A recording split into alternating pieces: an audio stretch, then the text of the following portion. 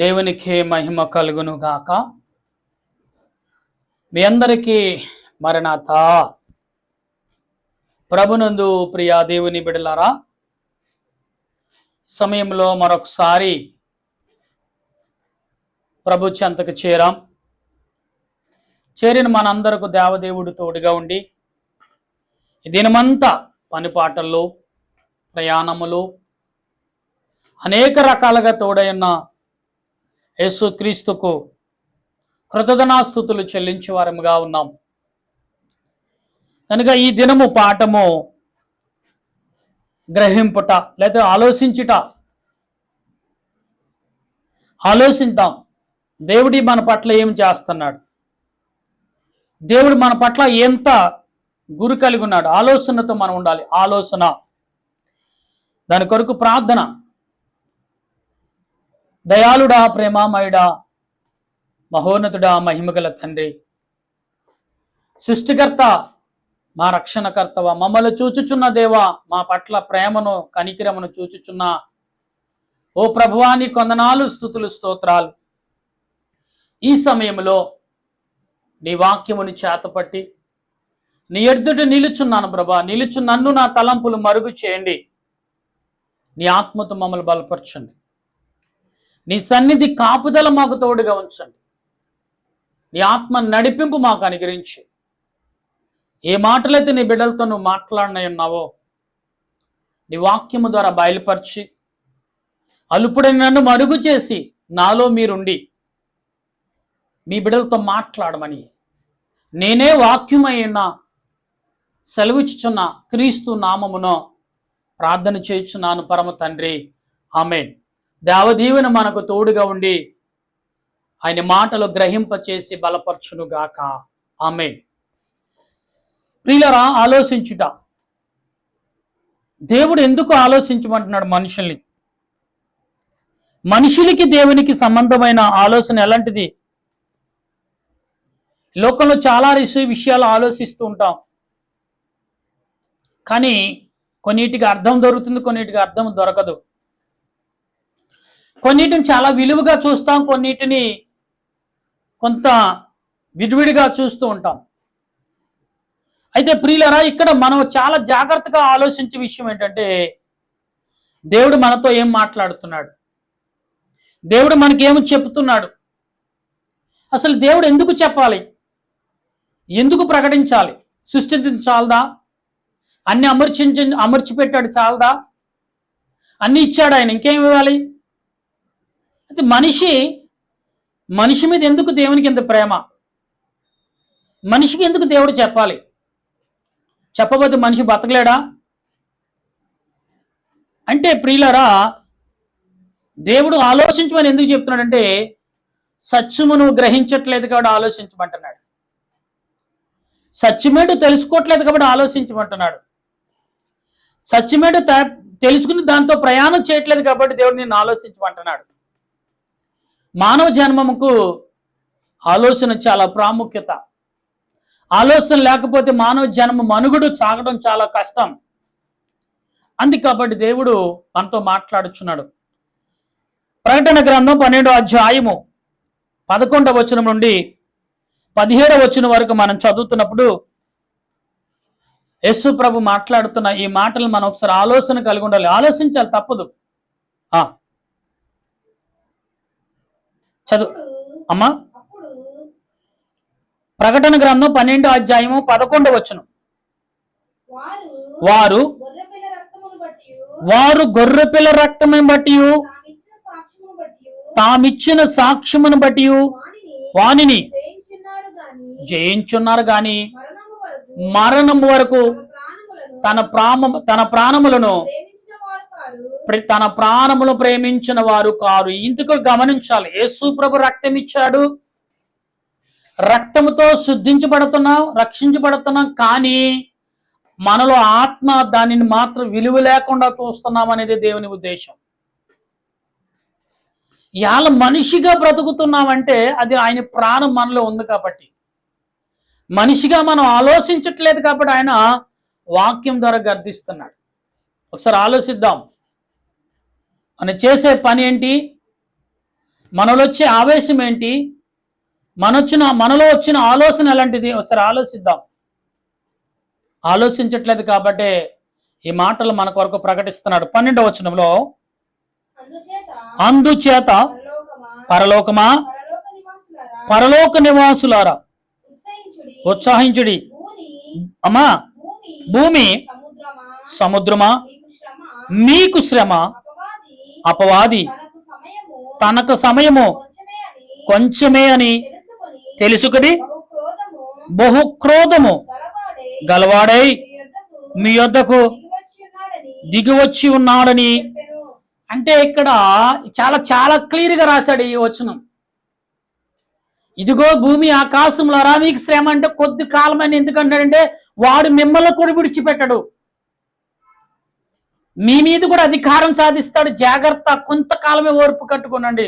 చాలా అంటాం, పిల్లలు హాస్టల్లో ఉండు లేకపోతే మరొక దేశానికో మరొక ఊరికి వెళ్ళి చదువు నిమిత్తమో మరొక చోట అంటే తల్లిదండ్రులు అంటారు కొంతకాలం ఒప్పు పట్టినానా, మన పరిస్థితులు సర్దుమణిగిపోతాయి అప్పుడు వచ్చేది. కానీ కొన్ని పరిస్థితులు కొన్ని దినాలని ఊరుకున్నానా అంటారు తల్లిదండ్రులు. పిల్లలు అంటారు, నాన్న ఇక్కడ టార్చర్ పెడుతున్నారు, రాగింగ్ చేస్తున్నారు, మమ్మల్ని చాలా హీనంగా చూస్తున్నారు అంటే తల్లిదండ్రులు అంటారా, నాన్న ఇక్కడికి వస్తే బ్రతకడం కష్టం రా, నువ్వు ఎలాగా కష్టపడలేవు కాబట్టి నీ చదువు మీద కొంచెం ఓర్పు కలిగి ఉండరా, ఏమి కాదు దేవుడు అనేవాడు ఉన్నాడు మనకు అని పిల్లలకు చెప్తూ ఉంటారు.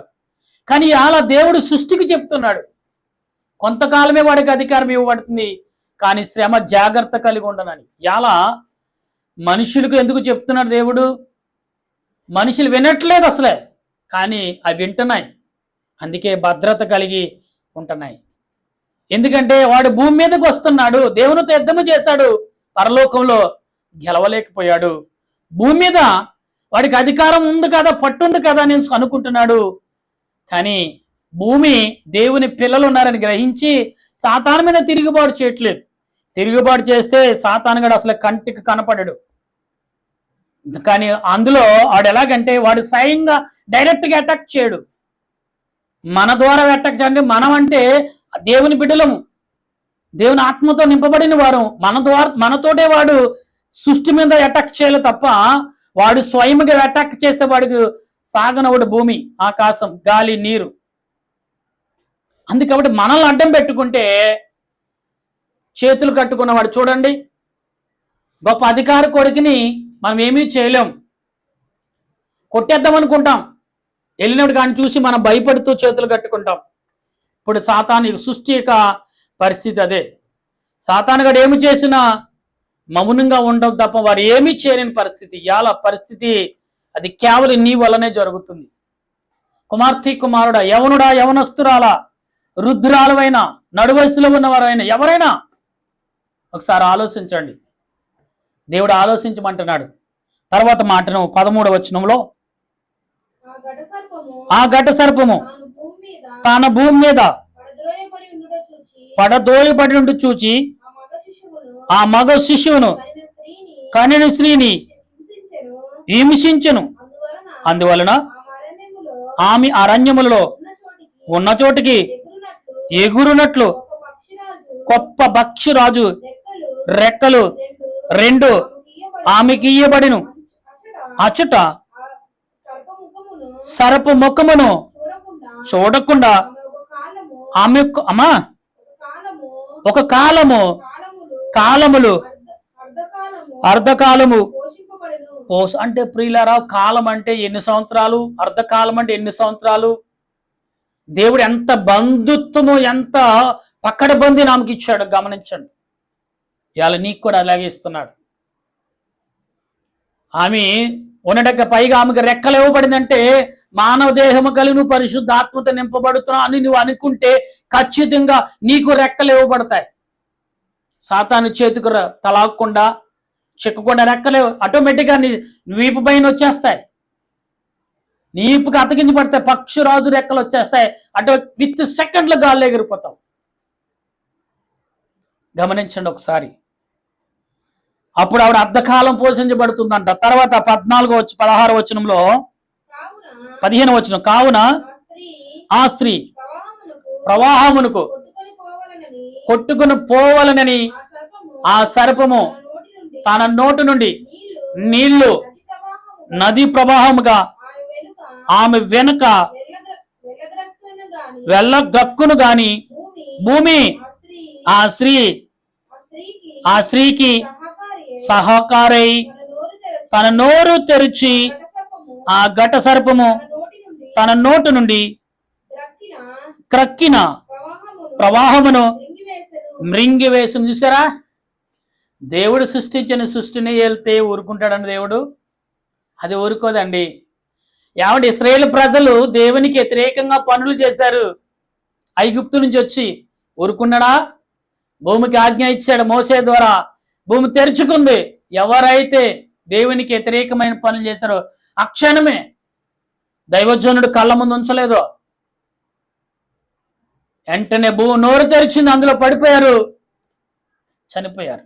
చాలా మంది పిల్లలు పెద్దలు వారి కుటుంబం కూడా భూమిలో కలిసిపోయారు. అంటే ఊరికనే ఉందనుకోకండి, భూమి ఏదో ఒక రోజున ఆల్రెడీ తెరుస్తుంది, అక్కడక్కడ ఉనుకు చాటుతుంది. అన్ని దేశాల్లో మూర్ఖత్వంగా ఉన్న దేశాలకి ప్రతిరోజు వారానికి నెలకి సంవత్సరానికి ఒకసారైనా ఉలిక్కు పడుతున్నారు వాళ్ళు. ఎందుకంటే చైనా కానీ జపాన్ కానీ లండన్ కానీ ఇలాంటి దేశాలు చూస్తే వారు చేసిన పాప క్రియల వలనే భూమి భయపెడుతుంది, హెచ్చరిస్తూ ఉంది. మనకి లేదంటే మనం కొంత అయినా సుమారు 10లో ఏమంటే 70% నీతిగా ఉంటున్నాం కాబట్టి మనకు భూకంపాలు రావట్లా. అందుకే దేవుడు మన మీద ప్రేమ చూపిస్తున్నాడు. ఎలా ఘటసర్పం నోరు తెరవగానే నీళ్ళు ఇప్పగా నీళ్లు ప్రవాహముగా చేయగానే ఆమెకు రెక్కలిచ్చాడు, పైగా భూమి సహకరించింది. దేవునికి చేసిన బిడ్డలు ఎవరిని కూడా భూమి గాని సృష్టి గాని హాని చేయదు, గుర్తుపెట్టుకోండి.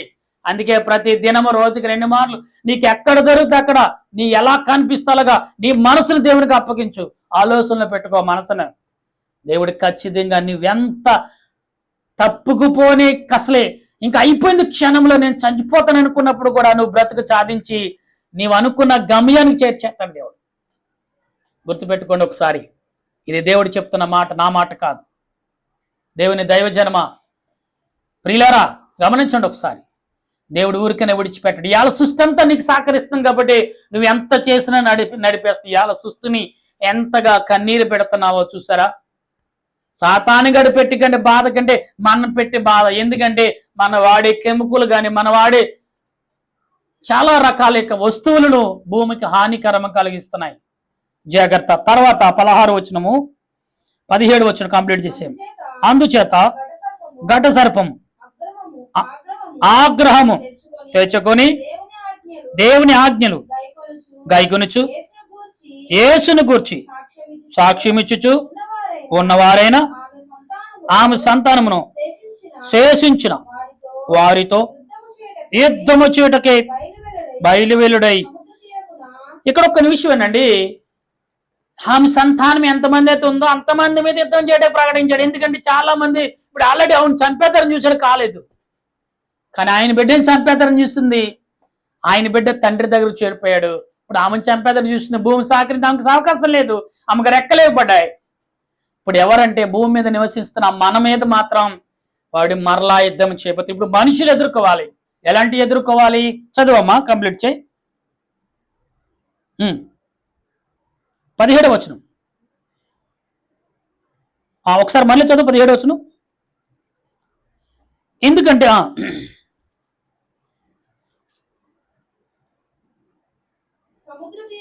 సముద్ర తీరమున నిలిచెను. ఎందుకు నిలిచింది సముద్రం మీద అంటే చాలా రకాల విధానాలు ఉన్నాయి. గమనించండి ఒకసారి. ఎలా దేవుని కృప నీ మీద నా మీద ఉండబడుతుందంటే, ఆయన కృపలో మనం జీవిస్తున్నామంటే, ఆయన ఎడల మనం బ్రతుకుతున్నామంటే, ఆయన ఎడల ప్రేమ కలిగి ఉన్నామంటే, ఆయన ఎడల మనం మంచితనం గౌరవం మర్యాద కలిగి జీవిస్తున్నామంటే అది దేవుని కృపే. ఇవాళ సృష్టిని బాధ పెడుతున్నారు. దేవుడి మీద ప్రేమ ఉంటే ఉద్యోగం చేస్తున్నావా, వ్యాపారం చేస్తున్నావా, కిటికీలుగా చాలా ఎంతో పైన ఎత్తైన స్థలంలో పనిచేస్తున్నారా? చూడండి, లండన్లో కానీ జపాన్లో కానీ చైనాలో కానీ వాళ్ళు యొక్క చాలా హెలికాప్టర్ల మీద వెళ్ళి చాలా భూమికి నేలకి 90-200 అడుగుల ఎత్తులో కరెంటు వైర్ల మీద పనిచేస్తూ ఉంటారు. ఎందుకంటే ప్రజల కొరకు, ఇవాళ దేవుని మనుషుల కొరకు, ప్రజల కొరకు ఏ పని చేసినా కానీ దేవుడు నిన్ను దీవిస్తూ ఉంటాడు. ప్రజలను నాశనం చేయాలని చూస్తే ఒకసారి గెలుస్తావు, 2 సార్లు గెలుస్తావు అన్నప్పుడు గెలవు. నువ్వు గల 10 సార్లు గెలిచేందుకు అనుకుంటావు, నాకు తిరిగి లేదనుకుంటే ఎక్కే ఒకసారి దేవుడు అసలు నీ పేరు భూమి మీద లేకుండా చేస్తాడు. జాగ్రత్త. సాతానుగాడు అనేక రకాల పని చేస్తే ఆయన వైపు చూసిన వారు, ఆయన నిమిత్తం ఆలోచించిన వారిని, ఆయన నిమిత్తం ఆలోచించి ఆయన పట్ల భయభక్తులు కలిగిన ప్రతి వాడికి, స్త్రీ అయినా పురుషుడైనా, చిన్నవాడైనా పెద్దవాడైనా వృద్ధుడైనా రెక్కలు ధరించుకుని ఆకాశంలోకి ఎగిరిపోతారు. ప్రకటన గ్రంథం చెప్తుంది అది. ప్రభువే స్వయంగా చెప్తున్నాడు. ఈ కడవరి దినాల్లో ఉన్నాం, జాగ్రత్త సుమి. ఆలోచిద్దాం. ఆలోచన కలిగి దేవుడు నీకు ఆలోచన వస్తే నువ్వు ఆలోచించమంటే నేను చెప్తూ ఉంటాను, 90% ఆలోచన కలిగి ఉండండి. 10% మీరు మాట్లాడటమైనా, పని చేయటమైనా, ప్రయాణం చేయటమైనా చాలు నీ జీవితానికి. 10% ఎంతో ఆనందాన్ని ఇస్తుంది. ఎందుకంటే నువ్వు 90% దేవుని పట్ల మళ్ళీ ఆలోచన, మంచితనంగా ఆలోచన కలిగి ఉన్నావు.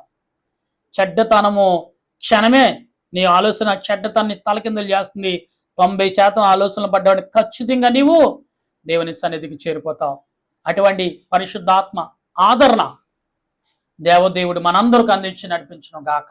ఆమేన్. ప్రార్థించేద్దాం. దయగల తండ్రి, ప్రేమగల రాజా, నీ కొందనాలు. ఇదిగో నేను ఒక స్త్రీ బిడ్డని కన్నప్పుడు దురాత్మ ఎలాగైతే వాడు పన్నాంగం పన్నుతున్నాడు, సృష్టి యావత్తు మానవ పట్ల ఎంతో ప్రేమను చూపిస్తున్నావు దేవా. కానీ నరుడు మాత్రం తండ్రి ఆవేశముతో, ఆలోచన లేకుండా, కోపముతో, ఆవేశముతో, ఉగ్రహముతో ఉగ్గిపోతూ అనేకమైన తోటి వారి ప్రాణాలు తీసే మనుషులుగా మారిపోతున్నారు ప్రభా. ఒకప్పుడు నాయన ప్రాణము ఎక్కడో మూర్ఖులు చేసేవారు, ఇప్పుడు ఇలా మూర్ఖత్వం నాయన 60% మూర్ఖత్వంగా ఉన్నారు మనుషులు నాయన. ఇదంతా సాతాను పని. అవును ప్రభా.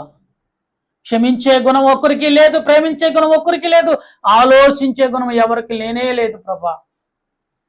మనకి నీ ఆత్మ నడిపింపు దయచేసి నీ సన్నిధి కాపుదల మాకు అందించి నడిపించమని బైబిల్ మిషన్ యొక్క పనివాడిగా, బైబిల్ మిషన్ యొక్క దాసుడుగా ప్రభా నీ ఆత్మతో నింపి బలపరిచి బైబిల్ మిషన్ అంతటను, అన్ని సంఘాల వారును, నా దేశ ప్రజలను, గ్రామంలో, పల్లెల్లో, పట్టణాల్లో ఉన్నవారును అందరినీ మంచి మనసుతో, ఆలోచించే మనసును, నిన్ను చూసే మనసును, నీ రాకడకు నీతో ఎత్తబడే మనసును ప్రతి వారికి అందించమని ఆత్మరూపుడైన క్రీస్తు నామమున ప్రార్థన చేయుచున్నాను పరమ తండ్రి. ఆమేన్. మన తండ్రి అయిన దేవదేవుని కృప, పరిశుద్ధాత్మిక ఆదరణ, యేసుక్రీస్తు యొక్క శిలువ యొక్క రక్తములో కడగబడి అని రాజ్యముకి ఎత్తబడుదుము గాక. ఆమేన్, ఆమేన్, ఆమేన్. అందరికీ వందనాలు. మరణాత.